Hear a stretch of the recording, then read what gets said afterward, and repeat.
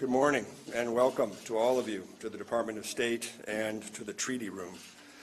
John indicated the dignitaries we have here today, and we're delighted to have all of you here. So many of you have played such an important role in reaching this important date.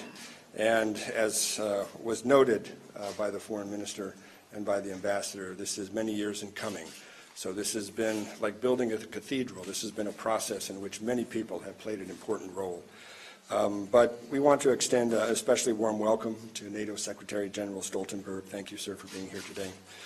And obviously to Montenegro's leaders, to its Prime Minister Markovic, to its Foreign Minister Darmanovic, to Montenegro's ambassador here in the United States, to our ambassador in Montenegro, and to those of us, some who can't be here today, but who would have liked to, people like Toria Newland, people like Sandy Vershbow. I don't know if Doug Lutz is here today, but if so, these are people who played very important roles in this. But to our guests from NATO and from Montenegro, I want to thank you here. You do us great honor with your presence. Over decades, the promise of NATO membership and broader Euro-Atlantic integration has advanced our security, our democratic values, and our respect for the rule of law. It has served as an incentive for nations to pursue difficult reforms. This policy has yielded clear results, and that is why NATO allies unanimously agreed to welcome Montenegro into the alliance. Montenegro has taken NATO's guidance and mentorship to heart and implemented meaningful reforms, including force structure transformation and modernization and upgrading operational capabilities.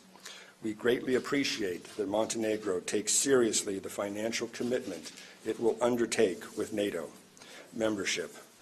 On May 25, NATO leaders met in Brussels and agreed that allies should develop national plans by the end of the year for implementing the 2014 Wales Pledge to aim to reach 2% of GDP towards defense spending and 20% of defense budgets on necessary capabilities by 2024. Montenegro is on track to allocate 1.72% of its GDP in 2017, and its long-term defense development plan envisions reaching 2% by 2024. Montenegro has been a reliable partner and force provider to NATO, the EU, and UN missions. It has contributed to NATO's operations in Afghanistan for 6 years and contributed over $1 million in the last 2 years towards the sustainability of Afghan security forces. We also appreciate that Montenegro has been an active contributor to the 67-member Defeat ISIS coalition. All NATO allies are members of the coalition, and on May 25, NATO leaders agreed that NATO would formally join the coalition and that NATO would do more in the fight against international terrorism. Montenegro should be commended in particular for asserting its sovereign right to choose its own alliances, even in the face of concerted foreign pressure. As President Trump said in his February 28th remarks to a joint session of Congress, America respects the right of all nations to chart their own path. Montenegro's accession sends a strong message of strength to the region and makes clear to our allies that the United States remains as committed as ever to the principle of collective defense as enshrined in Article 5 of the Washington Treaty. In a strong demonstration of U.S. support for Montenegro's membership, the U.S. Senate voted overwhelmingly, 97-2, on March 28 to ratify Montenegro's accession protocol.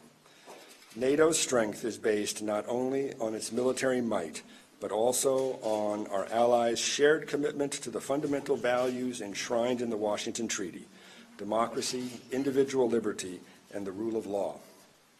Montenegro's accession also affirms to other aspiring members that NATO's doors remain open to those countries willing and able to make the reforms necessary to meet NATO's high standards and to accept the risks and responsibilities, as well as the benefits, of membership.